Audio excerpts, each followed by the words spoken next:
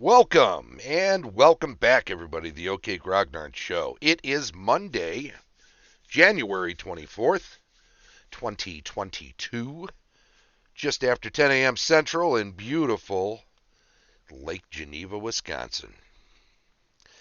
And today, we're going to follow up on some things we saw in the non-player character records. Those sheets that TSR put out in 1980. Was it 80, 81? I forget now. Anyway, they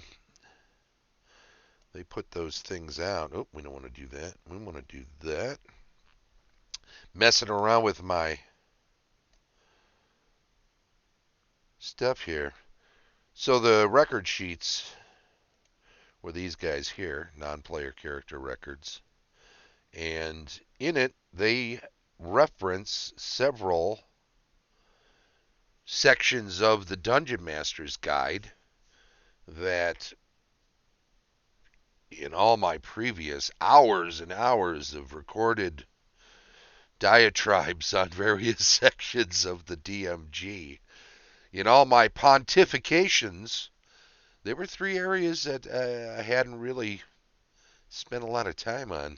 Hey, you like my Wizards of the Coast Beholder shirt? It's pretty cool, huh? Anyway, I thought there would be three sections that were each worthy of a show. So I tracked them down, I checked them out, and I looked them up. That is the section of the DMG, or rather the section of the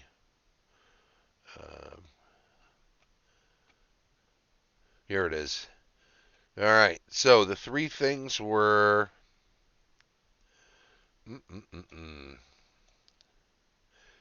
morale and loyalty / obedience, but we look at that. We wanted to look at grappling, pummeling, and overbearing, pages 72 and 73 of the DMG. But also NPC traits. Where was that section? There it is. Pages 100 and 101. So I'm thinking save morale, loyalty till next week. This week, look at the facts and traits.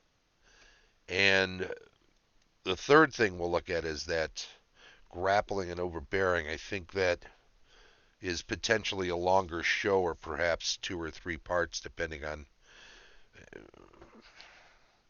We did a show on combat that lasted over multiple shows.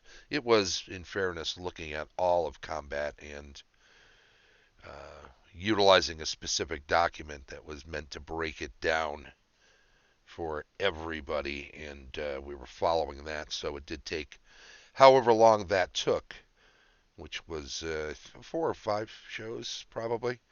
So, grappling is only a part of that, and it will only take a portion of that anyway.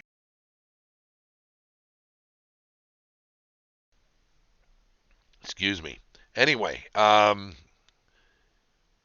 section with the facts and traits starts off with the non-player characters, persona of non-player characters.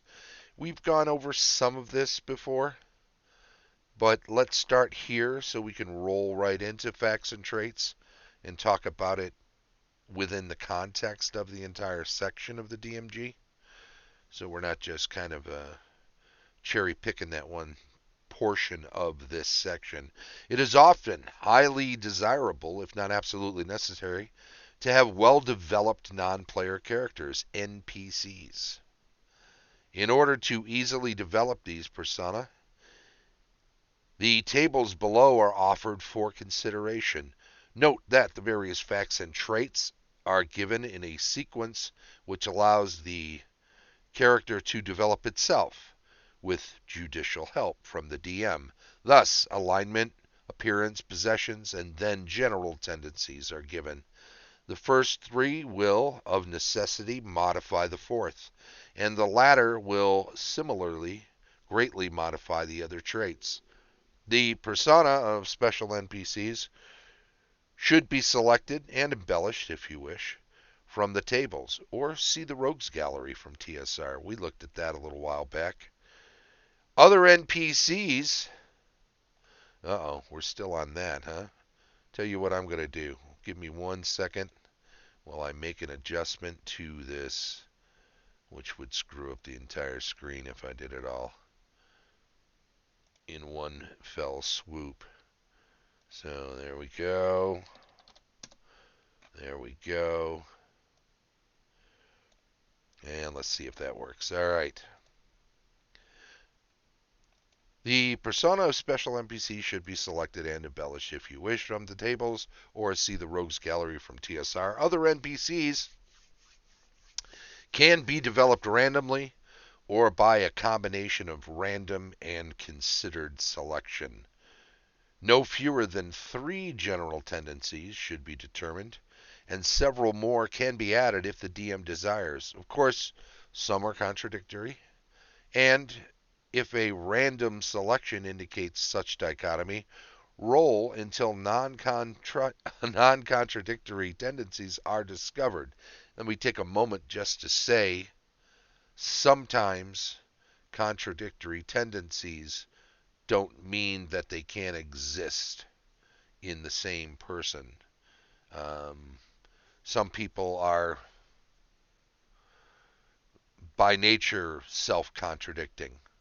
So take a good look at that before you decide to eliminate it if that does arise while you're using random tables. And it continues. In like manner, successively generated traits should not conflict with the general tendencies previously developed. Unless the NPC is insane, doesn't have to be insane, in which case such conflict is quite permissible. A brief explanation of each fact and trait is given after the tables. Looking down at the bottom of this page, we've got adjustments to ability dice rolls for non-player characters, dwarf, elf, gnome, halfling. This is a thing about first edition that was always true. These adjustments, they are sometimes a foregone thing for some DMs. They just eliminate them. Feel free to, if you wish. They continue this section with minimum score adjustment to ability, dice rolls, clerics. Now, for class, it's a different thing. For NPCs in particular, this is meant to show that if you have a certain attitude, you get into a certain class that is job, that is profession. So these are not unusual, nor should they be discarded easily. Occupation, laborer, strength, +1 to +3. Occupational hazard, becoming strong. Okay. Mercenary, level 0. Strength +1 and constitution +3. 4 minimum hit points. Merchant or trader, 12 and 12 minimum intelligence and charisma. Note that these adjustments are in addition to those noted in the AD&D Player's Handbook. In spite of all additions, normal ability limits cannot be exceeded. Again, ability limits sometimes are something that some DMs forego. So now we get into the meat of this section, which is the facts. Just the facts. We're 10 minutes in. Okay, good. Alignment. We've got all 9 of them, plus an extra spot using a D10 to double up on neutral. Possessions, wealth, D10, none, scant, scant, average, average, average, average. Notice the bell curve here. Despite the fact that we're not using 2 dice, I shouldn't call it a bell curve, but rather a predilection toward being of average wealth. More frequency in that area, that is to say. Appearance, roll separately for each category. Age, youth, again, mature. In the middle, the majority the majority of the spots are taken up by someone who's mature. General appearance: dirty, clean, unkempt, immaculate, rough, ragged, dandyish, foppish, nondescript. That's a bit of a cop out. Imposing. Sanity: you can almost skip over this. You can definitely add in some characteristics of people that might have some mental disorders in some case, but I would just, I've always felt this way. Don't play it for comic relief. You may certainly have somebody in your group that has a relative or a friend that has some challenges in that area, and you don't want to insult anybody. You certainly want to remain empathetic in situations like that. So be careful about utilizing this sort of thing. Um, the traits table is the next section. So we've got through the facts. This is general tendencies. It's a D12 and then a D6. Now it's 1 to 24. Looking down here, we've got some more stuff there, but this table itself is 1 to 24. The D6 is meant to say roll a 1, 2, 3. The D12 represents 1 to 12. Roll a 4, 5, 6. The D12 is meant to represent 13 through 24, or odds and evens, however you want to divvy it up. But if you're not used to that type of rolling, this day and age, you can get a 24-sider. I know I've got one in the bag. I like to use it when I start a campaign and figure out what time of day it is by the hour. Anyway, optimism, pessimism, hedonism, altruist, helpful, kindly, careless, capricious, mischievous, sober, curious, inquisitive, moody, trusting, suspicious, cautious, precise, exacting, perceptive, opinionated, contrary, violent, warlike, studious, foul, barbaric, cruel, callous, practical joker, prankster, servile, obsequious, fanatical, obsessive, malevolent, and loquacious. That is running off at the mouth. Anybody know anybody like that? I wonder who. Average 1 to 5 on this table here. Extroverted or introverted. This is an overall personality. And you got a D8 and then a D8, but this table up here says the second D8, or rather the first one, if it's 1 to 5, use this table, 6 or 7, extroverted, 8, introverted. Not sure about the breakdown of that as far as how they decided. It should suggest that just over 12% of people you'll run into are going to be introverted, while twice that will be extroverted, and otherwise somewhere in between.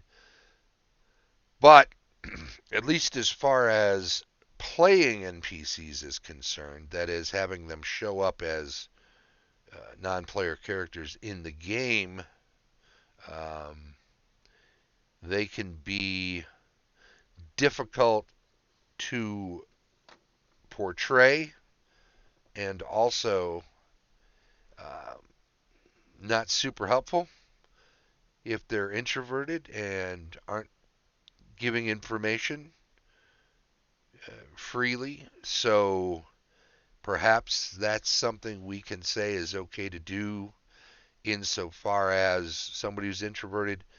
You may well never know or meet somebody who's introverted because they just avoid you and avoid everybody. It's possible. So maybe this D8 kind of suggests that it's a matter of availability as much as it is percentage of the population. In any event, average, you've got modest, egoist, arrogant, friendly, aloof, hostile, well-spoken, diplomatic, abrasive. On the extroverted table, they have forceful, overbearing, friendly, blustering, antagonistic, rude, rash, diplomatic. all over the place there. Introverted, they are saying retiring, taciturn, friendly, aloof, hostile, rude, courteous, solitary, and secretive. So you've got some options there. And remember, these are keywords. They aren't meant to be the end all be all of every NPC once you've collected all these words. Add your own flair to them. Think about the portion of the setting, whence they come. All of that is going to make some difference in particular um, for various NPCs because it's also going to speak to what they know. And ultimately, NPCs, non player characters, are mainly one of two things. Either they can do something for you as a player character, or they can tell you something. They are either information machines or they are task performers. Um, Once you get beyond that, NPCs, well, what do they bring to the story is the point, right? I'm not saying that the story has to be part of what you strive to do, but ultimately, story is a byproduct of gameplay, and if they're going to be part of the gameplay, they're going to be part of the story by default. So NPCs, making them useful is not a bad thing. Some of the other traits, there's a disposition table with a D10: cheerful, morose, compassionate, sensitive, unfeeling, insensitive, humble, proud, haughty, even-tempered, hot-tempered, easygoing, or harsh. Intellect, a D10 again: dull, average, average, active, active, dreaming, ponderous, anti-intellectual, scheming, and brilliant. D6 on someone's nature: soft-hearted, forgiving, hard-hearted, unforgiving, jealous, vengeful. Materialism, a D6. Aesthetic, intellectualist, average, covetous, greedy, avarice. Honesty, D8. Scrupulous, very honorable, truthful, average, average, average, liar, and deceitful. Bravery table is a D8: normal, normal, normal, foolhardy, brave, fearless, cowardly, craven. All over the place on that one. Energy, a D8: slothful, lazy, 3 normals, 2 energetics, and driven. In regard to thrift, you've got miserly, mean, thrifty, average, average, spendthrift, spendthrift, and wastrel. Again, aesthetic is the top of the morals. D12 table, virtuous, couple of normals, couple of lusties, and a lustful, immoral, amoral, perverted, sadistic, depraved.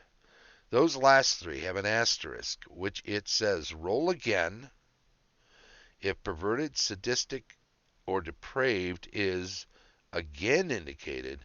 The character is that.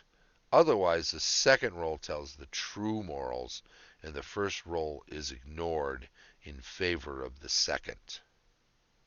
Interesting. It's the old double roll to ignore the first roll possibility. Piety, D12, saintly, martyr, zealot, pious, reverent, average, average, average, average, impious, irreverent, iconoclastic, and irreligious.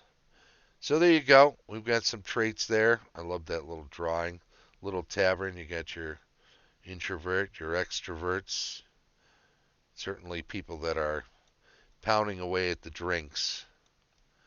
Where are we at? Interests, D12 and a D6. Again, this is to allow the D12 to fill out a 24. Religion, interests are religion, legends, history, nature, horticulture, husbandry, exotic animals, hunting, fishing, handicrafts, athletics, politics, wines and spirits, foods and preparation, gambling, drugs, collector times 4, and that'll have a separate table if it's one of those, community service, altruism, none, and none. A D12, if they are a collector, they could be a collector of knives and daggers, swords, weapons, shields and weapons, armor, books and scrolls, minerals and gems, ornaments and jewelry, coins and tokens, trophies and skins, porcelain, china and crystal, and artwork. Asterisk. Asterisk. This includes tapestries, paintings, statuaries, carvings, etc. So there you go. A lot of things.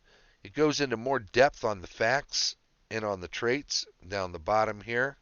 When it talks about the facts in regard to alignment, it says alignment is preferably selected for created NPCs. For encountered NPCs, the DM can select the alignment or generate it randomly as best suits the particular situation. In regard to appearance and age in particular, it says can be actual or apparent, such as by means of disguise, magic, etc. Certainly someone can look or seem or act older or younger than their actual age. General appearance can be due to the existing circumstances or a true characteristic. Appearance will be modified by possessions. Someone's been captured and put to work in a mine, but they started off as, let's say, a blacksmith. Certainly they could handle that and do the job for quite some time, but we have to admit that while they may look downtrodden, working forced to labor in a mine, they may be a very different person indeed. Possessions indicate the number of garments, adornments, weapons, goods, property, etc., according to the circumstances particular to the NPC in question. Actual and apparent possessions can differ greatly. The miserly individual, for example, will never display wealth. Don't want to look rich, don't want to be robbed. Perhaps sanity is the best measure of the mental balance of the NPC against the norm. The type of insanity or maniacal bent is usually determined by a trait's role. Skip that one if you want. It's a tricky one to include in a game which is supposed to be fun. I think making light of it can be risky.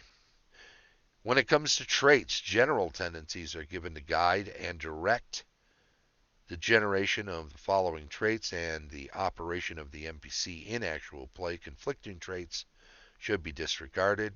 My caveat earlier stands unless the NPC is insane. Let's just ignore that. Some tendencies have two listings separated by a slash.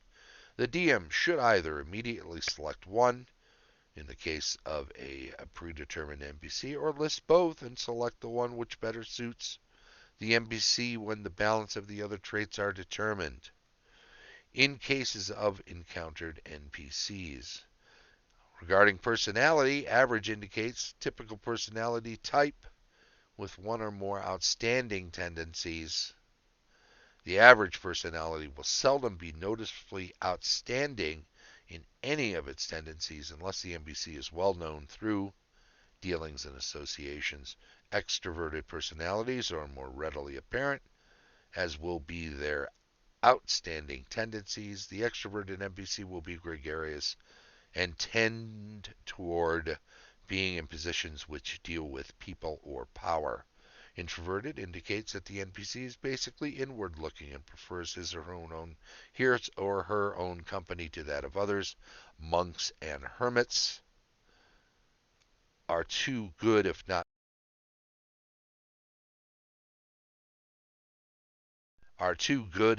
polar examples. The encountered NPC introvert will seldom be in a people-oriented occupation or with a large party of humans. Disposition is the indicator of the general inclination of the NPC personality with regard to mood or manner. Nature describes the disposition tendencies, and as a modifier, it must be carefully watched to avoid contradiction, i.e., compassionate and hard-hearted, unfeeling and soft-hearted. It's okay to say somebody's generally unfeeling, but they are soft-hearted toward pets, toward children, towards something in particular, so that you can work that in, that contradiction. It's good to have conflict and contradiction inside an NPC. It makes them more interesting. It makes them more real, in my opinion. Intellect, rather bravery, the courage of the NPC with regard to threat, risk, hazard. Intellect describes to the DM the manner in which the NPC's mental processes function, and it will modify the intelligence rating in 4 out of 8 cases. Is that half the time? Dreaming and brilliant. The dreaming and ponderous intellects will tend to ratiocinate. I don't know that word. More slowly, and the scheming intellect will at times perform brilliantly, and the brilliant intellect will perform above its stated intelligence rating due to discernment and insight. Energy is basically self-explanatory. The driven individual is certainly neurotic, typically obsessive, and often fanatical. Thrift, like energy, is self-explanatory. The various degrees of saving and spending must be considered with care. Materialism denotes the regard the NPC has for goods and property. Thrift and materialism complement each other. Honesty describes the NPC's basic veracity and tendencies in dealing with others. Piety is the rating of the religious view of the NPC. Saintly will be modified to fit the alignment of the NPC, and the piety trait must fit the character class as well. Morals refer to the sexual tendencies of the NPC. Okay. Although this trait rating must be used with regard to some ethical questions, I would steer more toward that. Interests describe the pastimes, avocations, and hobbies of NPCs. More than one interest is possible for those characters which are not otherwise obsessive or devoted to some vocation or calling. Collections simply indicates the field of interest of the collector. Other sorts can be added as desired. In-game use, the collector of swords, for example, will be a likely contact for player characters wishing to dispose of such weapons gained as loot during an adventure. There you go. Counter offer reaction adjustments, so it has some guidelines for how to deal with encounters with NPCs in these given aspects. So keep that in mind. And then we get into heights and weights and stuff, and we have gone over that with other sections. So that's about it. Oh, and we're hitting the nail on the head as far as time is concerned, so that's a good thing. Let us say this then, that we appreciate everybody who's come out and checked out the show today. And everybody who's going to in the future. Let us also say, where are we at here? Oh yeah, there we are. Dungeon Master's Guide section on NPCs, facts, and traits today. I think we also want to mention that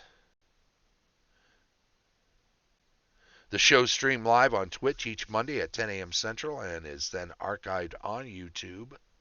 It's generally about a half-hour show. If you check it out during a live stream on Twitch, please do follow the channel and also chime in on the chat. Give us a chance to connect. If you have questions, you want to add something interesting to the conversation subject of the day, please do by all means do so. Coming up next week, Dungeon Master Morale and Loyalty. We'll be discussing that. The week after that, we'll be discussing grappling, pummeling, and overbearing. That may trail into a second, potentially even a third episode. I'm not so sure at this point. It's a lot to grapple with.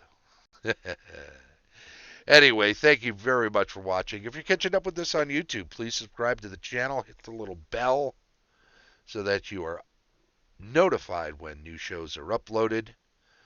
By all means, give us a thumbs up on any shows you watch and enjoy. Feel free to make comments, add into the conversation, or just say thank you, whatever you feel is appropriate.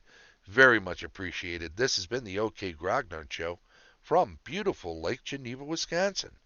Bye-bye.